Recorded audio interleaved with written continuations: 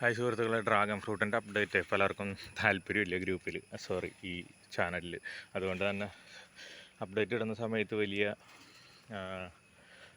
എന്താ പറയുക വ്യൂസൊന്നുമില്ല. ഡ്രാഗൺ ഫ്രൂട്ടിൻ്റെ ഇത് പലതവണ പൂവിട്ടു, ഇതിൻ്റെ ഒന്നും നമുക്ക് കായായി കിട്ടിയില്ല. കാരണം മഴയത്തായതുകൊണ്ടും ആദ്യത്തെ പ്രാവശ്യം ആയതുകൊണ്ടൊക്കെ കാര്യമായിട്ടൊന്നും നമുക്ക് പിടിച്ചു കിട്ടിയിട്ടില്ല. ഇതിപ്പോൾ എന്താ നിങ്ങളെ കാണിക്കാൻ എന്താ വിഷയം എന്ന് വെച്ച് കഴിഞ്ഞാൽ, നമ്മൾ ഇവിടെ ഒരു സൈഡിൽ 2 ഓട് നിരത്തിയിട്ട്, ഇതിവിടെ ഇങ്ങനെ 2 ഓട് നിരത്തിയിട്ടൊരു തിട്ട പോലെ ഉണ്ടാക്കിയിട്ടാണ് നമ്മളിതിൽ നട്ടേക്കണം. അപ്പോൾ എന്താണെന്ന് വെച്ച് കഴിഞ്ഞാൽ വേരുകളൊക്കെ പുറത്തായപ്പോൾ നമ്മൾ കുറച്ചും കൂടെ മണ്ണിട്ട് കൊടുത്തു. അപ്പോൾ ഇതിന് മണ്ണിട്ട് കുഴപ്പമില്ല. ഇതിൽ royal red, natural mystic, mister Wu, പിന്നെ ഇസ്രായേലി യെല്ലോ, ഇതാണ് ഈ കാലിലുള്ളത്. ഇതിന് വലിയ പ്രശ്നങ്ങളില്ല. പക്ഷേ ഇത് കണ്ട, ഇതൊക്കെയും ഫംഗസ് ബാധ ഇടയ്ക്കിടയ്ക്ക് വന്നിട്ട് ഇത് ചെയ്യുന്നുണ്ട്. പക്ഷെ അത് വലിയ പ്രശ്നമുള്ളതല്ല, എന്നാലും ഇത് കുറവ്. കാരണം ഈ ഒരു പച്ച ഭാഗം ജെല്ലി പോലെയുള്ളത് ഇതിൻ്റെ ഇലയായിട്ടാണ് ട്രീറ്റ് ചെയ്യുന്നത്.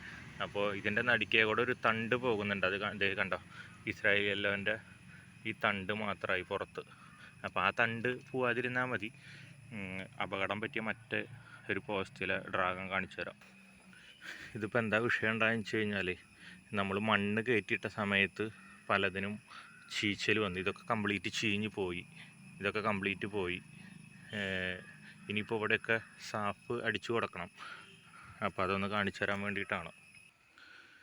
ഏറ്റവും കൂടുതൽ പണി കിട്ടിയത് ഇതിനാണ്.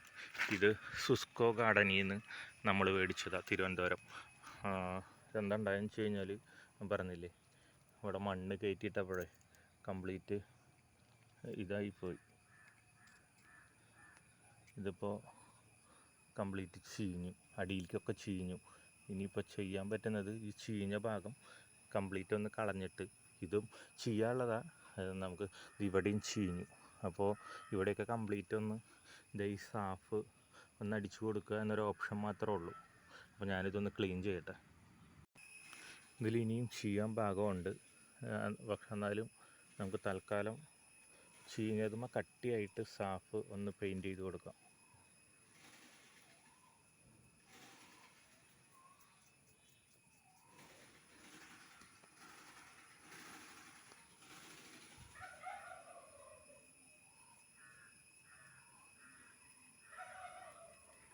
ഇത് ഒരുപാട് വളരുന്നതിനനുസരിച്ച് ഇവിടെ നിന്നൊക്കെ കണ്ട, ഇതൊന്നും പച്ചയുമൊന്നും കുഴപ്പമൊന്നുമില്ല. അവിടെ നിന്നൊക്കെ വേര് കയറിക്കോളും.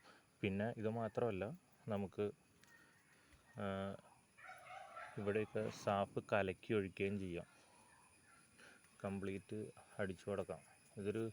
ഞാൻ പരാഗണം ചെയ്യാൻ വേണ്ടിയിട്ട്, ഹാൻഡ് പോളിനേറ്റ് ചെയ്യാൻ വേണ്ടിയിട്ട് ഞാൻ വാങ്ങിയൊരു പെയിൻറ്റിങ് ബ്രഷാണ്. ഇതപ്പുറത്തൊന്നും അടിച്ചു കൊടുക്കണം, എത്തില്ല അല്ലെങ്കിൽ.